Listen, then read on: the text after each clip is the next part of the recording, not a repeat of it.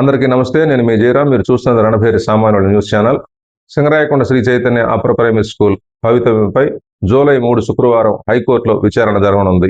కనిగిరి పట్టణానికి చెందిన 11 ఏళ్ల మైనారిటీ విద్యార్థి సయ్యద్ తౌషిక్ సింగరాయకొండ శ్రీ చైతన్య అప్పర్ ప్రైమరీ స్కూల్లో 2026 ఫిబ్రవరి 14న అనుమానాస్పద స్థితిలో మరణించిన విషయం మీకు తెలిసిందే. తౌషిక్ మరణంతో స్పందించిన ప్రభుత్వం 3-మెన్ కమిటీతో విచారణ జరిపించింది. డిఈఓ, పీడీఐసీడీఎస్, సింగరాయకొండ తహసీల్దార్లతో కూడిన 3-మెన్ కమిటీ విచారణలో శ్రీ చైతన్య అప్పర్ ప్రైమరీ స్కూల్తో పాటు ప్రకాశం జిల్లా, మార్కాపురం జిల్లా, నెల్లూరు జిల్లా, కడప జిల్లాల్లోని ప్రభుత్వ, ప్రైవేటు పాఠశాలల నిర్లక్ష్యం, బాధ్యతారాహిత్యం, ఇంకా అక్రమాలు వెలుగు చూశాయి. ఈ నేపథ్యంలో 3-మెన్ కమిటీ సిఫారసు మేరకు ప్రభుత్వం Sri Chaitanya upper primary school గుర్తింపును రద్దు చేసింది.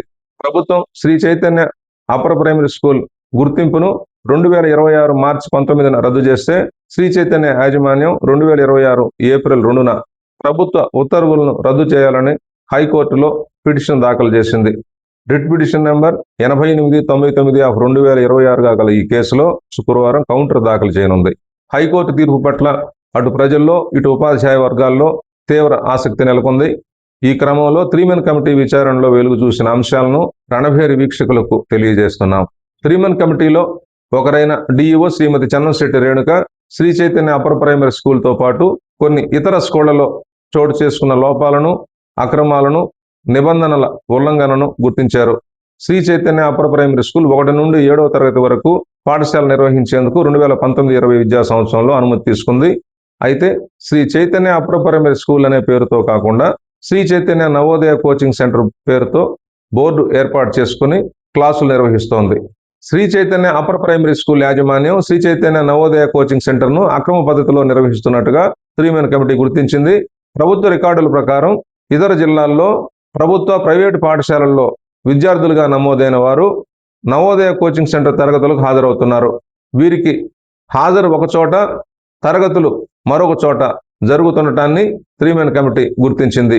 అనుమానాస్పద స్థితిలో మరణించిన సయ్యద్ తౌషిక్ కూడా కనిగిరి పట్టణానికి చెందిన ప్రగతి విద్యానిలయం విద్యార్థి. తౌషిక్కు ప్రగతి విద్యానిలయం చనిపోయిన తర్వాత కూడా హాజరు వేస్తుండటాన్ని 3-మెన్ కమిటీ గుర్తించింది. శ్రీ చైతన్య యాజమాన్యం శ్రీ చైతన్య అప్పర్ ప్రైమరీ స్కూల్ను హై స్కూల్ స్థాయిలో నిర్వహించుకునేందుకు ప్రభుత్వం నుండి అనుమతి పొందింది.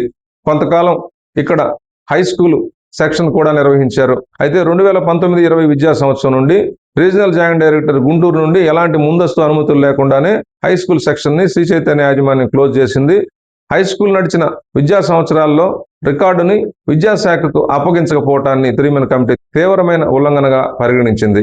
3-మెన్ కమిటీ మొత్తం 226 మంది విద్యార్థులు ఉన్నట్టుగా గుర్తించింది. ఈ 226 మందిలో 121 మంది Sri Chaitanya upper primary school పేరుతో ప్రభుత్వ రికార్డుల్లో నమోదయ్యారు. మిగిలిన 105 మంది నెల్లూరు, ప్రకాశం, మార్కాపురం, కడప జిల్లా విద్యార్థులుగా నిర్ధారణ అయింది. ఈ 105 మంది విద్యార్థులు సింగరాయకొండ నవోదయ కోచింగ్ సెంటర్లో తరగతులకు హాజరవుతూ ఉంటే ఈ 4 జిల్లాల్లోని ప్రభుత్వ, ప్రైవేటు పాఠశాలల ఉపాధ్యాయులు ఈ 105 మంది విద్యార్థులకు అటెండెన్స్ వేయటాన్ని 3-మెన్ కమిటీ గుర్తించింది. ఈ 105 మంది విద్యార్థుల్లో సుమారు 50 మంది ప్రభుత్వ పాఠశాల విద్యార్థులుగా చెప్తున్నారు. మొదట 300 మంది విద్యార్థులు ఉన్నట్టుగా వార్తలు వచ్చాయి. అయితే 226 మంది విద్యార్థులు ఉన్నట్టుగా డిఈఓ అధికారికంగా ప్రకటించారు. ఈ 105 మంది విద్యార్థులకు అడ్మిషన్ ఇచ్చి తప్పుడు అటెండెన్స్ నమోదు చేసిన ఉపాధ్యాయులపై ఎలాంటి చర్యలు తీసుకున్నది ఇంతవరకు స్పష్టం కాలేదు. చైతన్య యాజమాన్యం పాఠశాల నిర్వహిస్తున్న భవనం G+2గా ఉంది. ఈ భవనంలో ఫైర్ సేఫ్టీ పరికరాలు లేకపోవటాన్ని 3-మెన్ కమిటీ గుర్తించింది. 3-మెన్ కమిటీ గుర్తించిన అంశాల మీద శ్రీ చైతన్య యాజమాన్యానికి షోకాజ్ నోటీస్ జారీ చేసింది. 4 రోజుల్లో సమాధానం ఇవ్వాలని చెప్పేసి ఆ ఉత్తర్వుల్లో పేర్కొన్నారు. అయితే శ్రీ చైతన్య యాజమాన్యం తనకు అదనంగా మరో 10 రోజుల సమయం కావాలని కోరింది. 14 రోజులైనా సమాధానం ఇవ్వకపోవడంతో ప్రభుత్వం శ్రీ చైతన్య గుర్తింపును రద్దు చేసింది. ఈ క్రమంలో శ్రీ చైతన్య యాజమాన్యం తన గుర్తింపును పునరుద్ధరించాలని, ఎలాంటి ఆటంకాలు లేకుండా క్లాసులు నిర్వహించుకునేలా తమకు ఆదేశాలు ఇవ్వాలని హైకోర్టును ఆశ్రయించింది.